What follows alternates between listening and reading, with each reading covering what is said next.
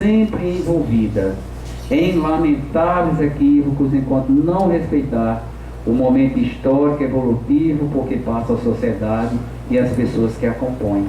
É como se ela vivesse assim, mágica. Tanto é que naquela época era tratado como o quê? Uma atividade extra na escola. Era um apêndice curricular. Não é tão verdade esse pensamento de Medina, né? Na sequência ele afirma: esta disciplina não pode continuar desprezando o atual conhecimento científico, ou seja, tem que investir em pesquisa, né? Vai produzir conhecimento na própria área. E não pode continuar pregando postulados que porventura tenham sido verdades outrora, mas que hoje não passam de estreitas visões do que sejam o homem e sua educação. Mais um argumento para fortalecer a necessidade de que a educação física teria que encontrar a sua identidade. Que a educação física, para encontrar essa identidade, ela teria que ser balançada, teria que entrar em crise, né? Mas ele aponta, ó, existe uma perspectiva para a educação física, né? Primeiro, ela vai ter que sair desse universo, né, quase exclusivamente prático. Tem que trazer conhecimentos, teorias que sustentem o que ela está fazendo. Só que não é aquela visão dicotômica do que seja teoria e prática, como a gente colocou. Até porque, depois dessa obra, e quando começam a surgir outras obras denunciantes, né, a gente começa a ser maculados. Quem estuda, quem está preocupado em atender essas demandas postas por Medina, passam a ser tratados como os teóricos. Os teóricos. E quem continuava a fazer o que até então vinha fazendo, eram mais, tinham direito, vamos dizer assim, à salvação, né? Eram os práticos, né? Aos teóricos, o purgatório, né? Quando vai, lá vai o professor teórico. Aqui teve uma época que foi muito marcante isso daí. Hoje nem tanto, né? Mas Medina, ele vai mais uma vez aonde? Paulo Freire. É quando ele lança o conceito de praxis. Está lá, pode ir lá. Ele não propõe essa visão dicotômica de fulano é teórico, fulano é prático. A educação física aqui é teórica, aqui é prática. Isso não. Ela tem que refletir. Ele vai e volta nessas ações para fazer os alunos. Mas o profissional tem que fazer esse exercício. Se ele não fizer, ele não vai conseguir fazer na sua prática pedagógica, quer seja na escola, quer seja na academia, ou em qualquer cenário pedagógico. Olha como é contemporâneo esse pensamento de Medina. Contemporâneo, que até hoje a gente ainda tem resquícios disso daí, muito forte, fortíssimo, né? E ele diz, olha, não é exagero concluir que estamos diante de uma educação física quase acéfala.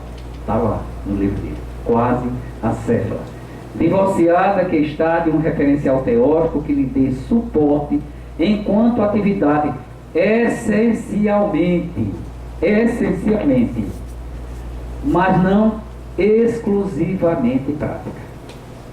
Exclusivamente prática, né? Quem trabalha com análise de conteúdo vai tirar daí, né, grandes questionamentos com essas linhas aí, principalmente essas duas linhas finais postas por Medina. Caminhando para o final do livro, né, Educação Física do Corpo e Mente, ele tem 3 concepções de educação física que ele apresenta no livro, né? E primeiro, tem que deixar claro, dentro dessas concepções, qual a função da educação física para as pessoas e a sociedade. Se isso não estiver claro, não adianta.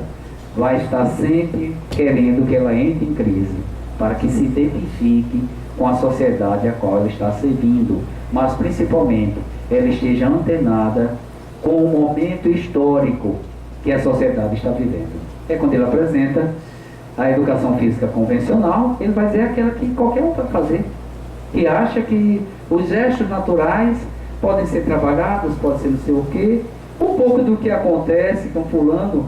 Fulano tem experiência em voleibol, professor de educação física, né? Então isso é aquela coisa que qualquer um pode. A gente chamou de convencional. A modernizadora, né, quando começam aí a enxertar nas práticas da educação física, a dança, algumas práticas alternativas, alguns elementos de ginásticas importados, principalmente dos Estados Unidos. Era o que estava de moderno em torno de práticas corporais naquela época. Mas diz, olha, existe uma que é a educação física revolucionária, que a gente vai entender um pouco mais numa literatura, lembrei de outro autor agora, numa literatura subsequente de um autor chamado Paulo Giraldelli, quando lança Educação Física Progressista. Aí a gente vai compreender mais o que é essa revolucionária. Mas é interessante essa revolucionária que ele coloca os elementos para se constituir uma educação física crítica. Ele dá encaminhamentos, né? Ele não faz esse delineamento como a gente tem hoje, quando a gente vai para a crítica superadora ou a crítica emancipatória, mas a semente está lá. E mais interessante destacar, porque algumas pessoas colocam para Gotani, como se diz assim, o mentor de lançar no Brasil esses dois conceitos aí, educação do movimento e educação pelo movimento. Está lá no livro de Medina, 1983. A educação física, nessa perspectiva, ela pode ser, sim, educação do movimento, mas principalmente uma educação pelo movimento. Era bem discutido. E na hora que ele lança esse conceito de educação pelo movimento, ele abre novas perspectivas pedagógicas para a educação física brasileira. Por isso que eu coloquei lá no início, ele contribuiu para a epistemologia da educação física. Porque ele lançou muitos conceitos, embora tenha trabalhado, talvez porque não fosse o objetivo dele naquela obra. Não é característica dele como um grande acadêmico, então estava posto. Então o que a gente, quando vê essa educação do movimento, a educação pelo movimento, principalmente na obra de Gotani, vai colocar para Gotani? Não, vamos revisitar a história. Nascimento está lá em outro lugar, né? Será possível aí ele, né, com o pensamento, diante de tudo que eu configurei aqui, será possível realizarmos a educação física nos moldes aqui propostos? Seremos capazes de sair de uma educação física convencional e modernizadora para uma revolucionária? Colocou essas duas questões. E na sequência, olha o que é que ele nos coloca. A palavra está com aqueles que, ligados à área, ainda acreditam no ser humano. Com aqueles que ainda são capazes de ter esperança apesar de tudo. Isso de Paulo Freire, que ele coloca aí para refletirmos. A eles cabe o papel de assumir o movimento que redimensione as possibilidades da educação física. A eles cabe, enfim, desencadear a revolução, para fazer com que a educação física entrasse em crise, né? Saísse igual a fênix, chamuscada, mas configurada de outra forma, em atender às demandas sociais que estavam postas para todas as áreas, ela não podia ficar em dia, né? Na sequência, olha, lutando em favor da autêntica humanização desta disciplina, mesmo porque não parece, aliás, mesmo porque parece não ter outra opção. Está errada aí a frase final, mas outra palavra não tem outro caminho. Ou vai ou racha. E quando a gente vê esse pensamento de Medina e esse convite às pessoas que estavam preocupadas com a educação física mais voltada para uma visão ampla de educação, vem uma enxurrada de literatura. Lembrei muito bem agora do livro de Vitor Marinho, Educação Física Humanizador, humanista. Educação Física Humanista. Quer dizer, que na sequência dos pensamentos postulados por Medina nessa obra Educação Física, Corpo e Mente, vem uma enxurrada de literatura ampliando as denúncias que ele iniciou nessa obra Educação Física, Culto do Corpo e Mente. Olha a contribuição dele, né? Então tem um valor significativo para compreendermos essa transição que houve na educação física. Disso aí, embora a gente ainda tenha resquícios disso daí, em alguns contextos educacionais, resquício dessa educação física convencional, hoje nós temos grandes celeiros que mostram a educação física naquela perspectiva revolucionista ou progressista, como o Giraldelli colocou, né? Nós, e aí eu não tive como não pensar nesse trajeto de lá até aqui e ver como estão configuradas as escolas formadoras, as agências formadoras de educação física hoje. Como a educação física, ao que pese alguns equívocos ainda, como ela está consolidada nas academias brasileiras, nas universidades, né? Como ela tem assento, embora a gente ainda tenha alguns equívocos, é verdade, mas os postulados de Medina, muita coisa que ele denunciou, que ele propôs, efetivamente ocorreu nesse trajeto de 1983 para 2017.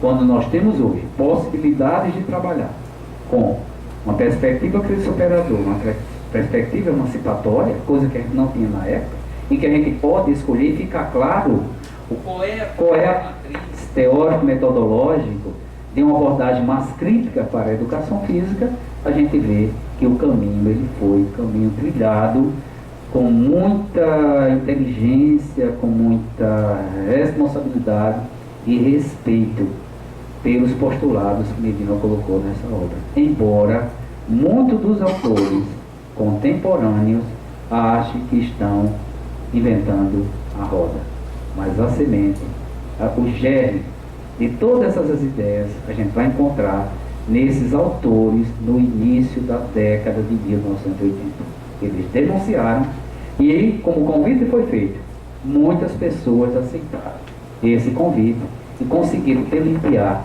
uma educação física que mostra o seu lado progressista, né?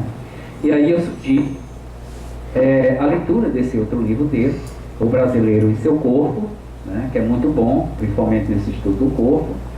E para finalizar, só em termos de ilustração e coisa, visite aí a Universidade de Futebol, do Futebol, né, que é uma organização que ele tem um site aí embaixo, universidadedofutebol.com.br, e vocês vão saber mais do Medina. Ele também tem um blog, é o blog do Medina, né, em que ele coloca vários textos de pessoas que pedem. Então, ele está na área do futebol, do futebol, mas deixa um legado significativo, né? Esse curso, essa Universidade do Futebol, né, tem parceria com várias instituições, mas forma profissionais em cursos de curta duração, né, para trabalhar no futebol brasileiro e em outros contextos, né?